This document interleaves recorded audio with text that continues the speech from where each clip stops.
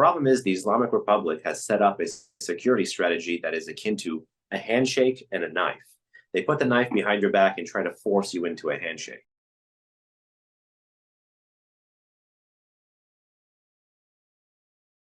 I want to move beyond just the US and the EU, because as we know, when it comes to Iran today, Iran policy has moved east. And particularly China is a big player.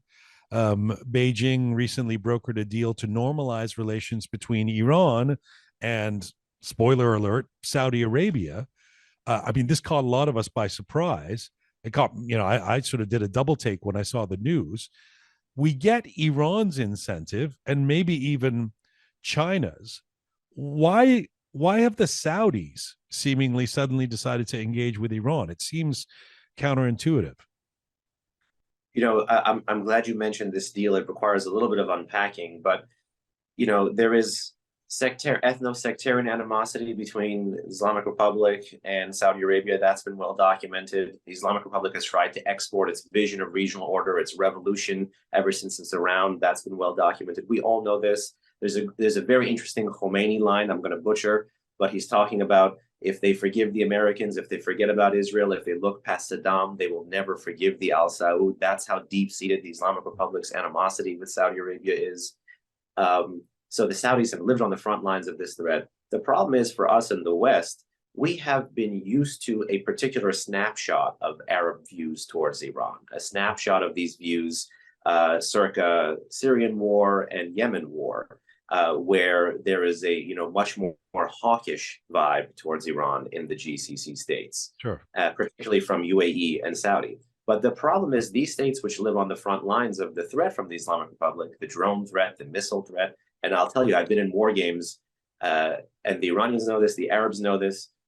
In war games, those states suffer the most catastrophic civilian infrastructural damage, because it's usually the low-cost place where the regime punches back after it is hit with something, whether Israelis or Americans or in whatever kind of war game you're thinking to understand Iranian national security planning. Those are all the places that get hit. And the problem is the Arabs know it because they've been hit in real life too. In 2019, you remember what happened with the attack on the Saudi Aramco in eastern Saudi Arabia at two sites, drones and cruise missiles, several million barrels production stopped.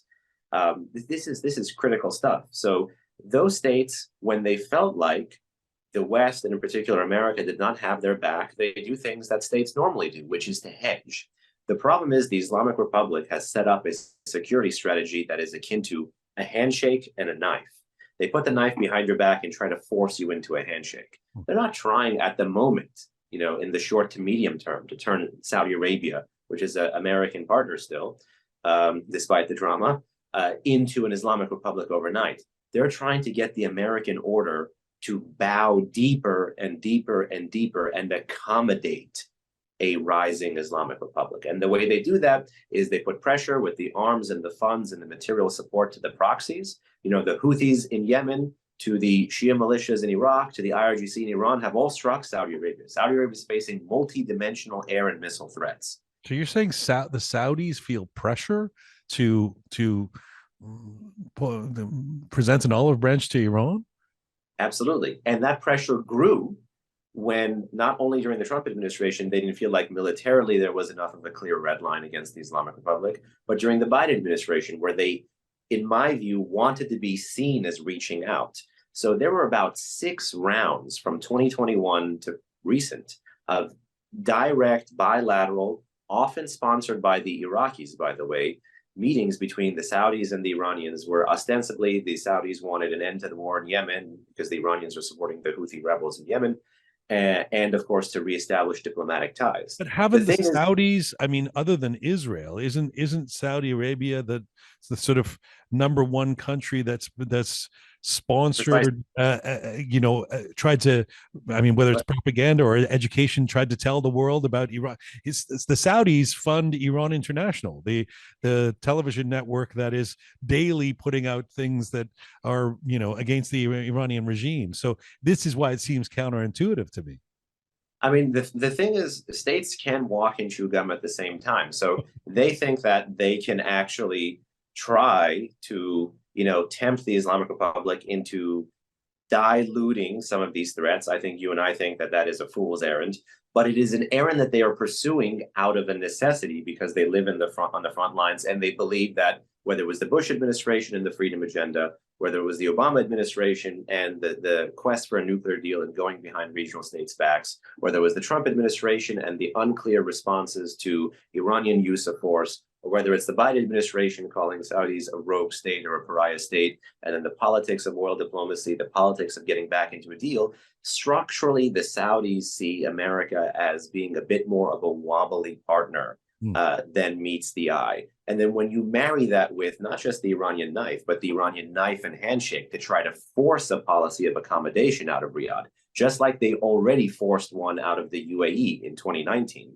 And then you marry in the China element, which is to say that China is Iran's top trading partner. China is also Saudi's top trading partner. I can't believe, and Israel's top trading partner. I think Israel is like within the first, second, or third, but it's in the top three. Right. And with the UAE, I think it's in the top three as well. I don't know if it's number one, but it's in the top 1 to 5. I think I would have to double check. But it's buying the same thing from the Iranians and the Saudis. So you put this piece in together, the net losers, of course, are America and Israel from this type of situation. This is, in my view, a self-inflicted wound of U.S.-Saudi relations that involves how the U.S. has not necessarily been able to manage the Iran crisis. And this is where the blowback is being felt, on seeing things through the China-only or Russia-only lens and not realizing that China and Russia see things as much more interconnected than we do. And they're able to kind of do low probability, high impact things, like be moving into this region further and further. And the Chinese say, we do trade, we don't do politics, but with trade comes politics. And this is exhibit A of it.